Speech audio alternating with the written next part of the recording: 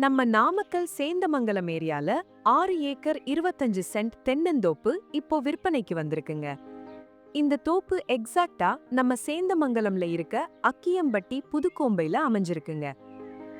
இந்த 6 acre 25 send தோப்புல மொத்தம் 850 தென்னை மரமும் நல்லா வளர்ந்து இப்போ நல்ல காப்போடவும் இருக்குங்க.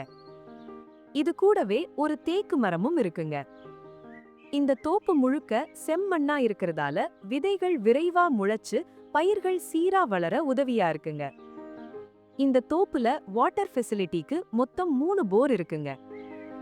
இது இல்லாம 70 அடிக்கு ஒரு கிணறும் இருக்குங்க.